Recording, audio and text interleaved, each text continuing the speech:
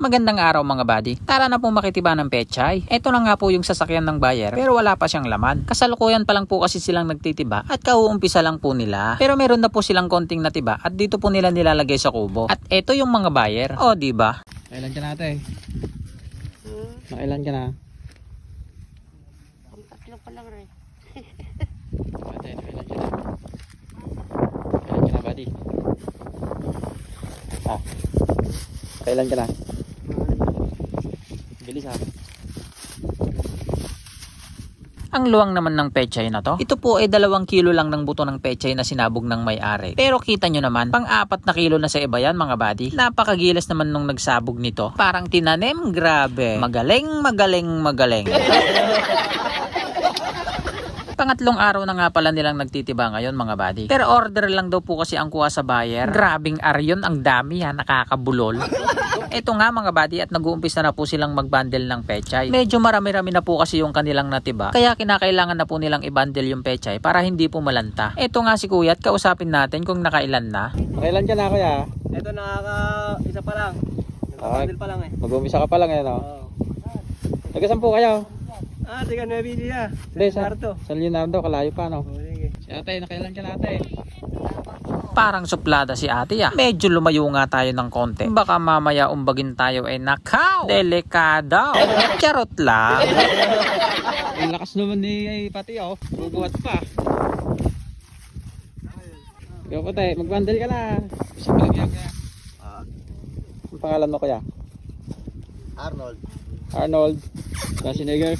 Abinido. Ha? Abinido. Abinido. Taga San Leonardo ka rin. Layo nyo magdiba. Taga San Leonardo ba yung amo nyo? Pinarahan ka naman yan. Bundle ka na buddy. Si ate o kabilis o nakakailan na. Dalawa pa lang ito. Mag-umpisa ka pa lang yun o. Kano labor kuya? Kano labor niya?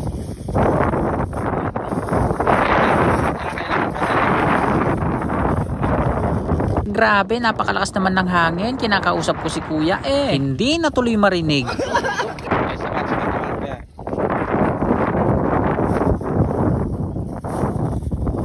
Ano ba ito?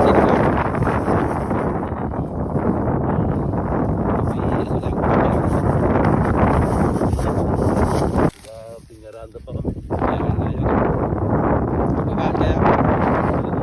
Kuya, nakailan ka na? Lang. Ang sisipag ng mga maniniba natin, no? Nakita nyo naman kahit kainitan, naghahanap buhay.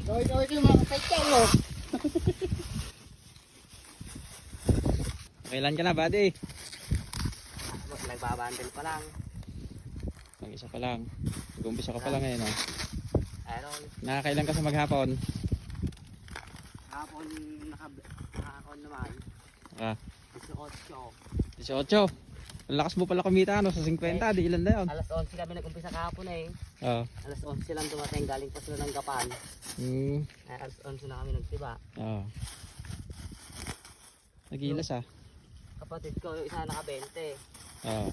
So, bilis yun eh. Ang lakas nyo naman palang kumita, buddy. Kung nakakabenti ka sa isang araw, aba 1,000 na yun ah. Malakas pala talaga ang kita sa tiba. Makapagtiba nga rin.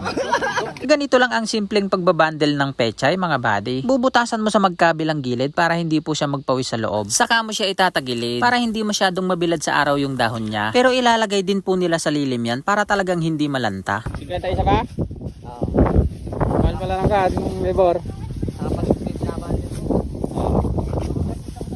Galing ni Pate ako. Ano pangalan mo Pate? Pangalan? Is na pera naman to? Kala mo naman maganda? Charot lang. Ayun nga po, at doon nila nilililim sa puno para hindi malanta. Nakita nyo naman kung paano mag-bundle si Buddy, oh. Ang bilis. Napakasimple. Ganun sana, no? Madami na namang kita to. Ilang kilo yan? 10. Hindi lang 10 to. Tansyahan na lang, ganun. Pag napuno eh, may 10 na eh. Siyasaldak pa di. Nasa 11, ganun. Ayun, yung dalawa. Yan, ibubuhat na nga po nila yung mga nabundle nila para maililim na po sa puno at para talagang hindi po siya malanta. O, diba? Aba, teka, parang sinabi ko na yun kanina ya. Paulit-ulit ka, George! Ganito po yung style ng kanilang pagtitiba. Nakasalansan na po yung pechay para hindi po sila mahirapang mag-bundle mamaya. Sitaw. Kano sitaw kuya? Ito nga pala yung buyer natin mga buddy, si Boss Reggie. At ito naman po yung kanyang contact na may order na pechay. Ito nga mga buddy at sinasakay na po nila yung pechay para makalarga na to syempre. Sa Olonga po pa daw po kasi ibibiyahe itong mga gulay. Malayo-layo din yun na. No magmag na ka. Ang lakas naman bubuhat ni Buddy. Apat-apat pa. Abay mabigat din yan. Kung tumitimbang ng 11 kilos isang supot, di 44 kilos na yung buhat niya. Ang lakas niya. Sa Ilocano, may pigsa. Nagpigsa ko nakuma. Inya kayo mitten. Bali 35 nga lang daw po pala yung order ni kuya. Kaya 35 lang po yung isasakay namin syempre. Alangan namang 36. Aba, sinuswerte ka. Yan, pwede ka nang lumarga kuya. Binibiyayan kuya. At dahil nakuha na ni kuya yung kanyang order, abay sisibat na yan syempre. Para naman makarating siya ng maaga sa kanyang pupuntahan. Dahan-dahan lang sa pagdadrive. Ingat. Okay, balik tayo dito sa mga nagtitiba. Ilan mo na yan?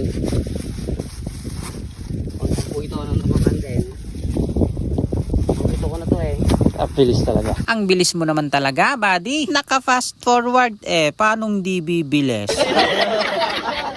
Ang hirap naman ng buhat ni kuya. Sa balikat, nakakangawit yan. Sa bagay, diskarte mo naman yan. Ganito sana sa buhat ni Buddy. Sa ulo, para balansing-balanse. Huwag lang pakasosobrahan ang buhat at baka naman masaktan yung liig mo, Buddy. Ingat-ingat din pag may time. Kasalukuyan pa rin po silang nagtitiba. At sa tingin ko naman, matatapos na po nila itong tinitiba nila ngayong araw. Ilan mo na yan buddy? Ito. Bilis ah.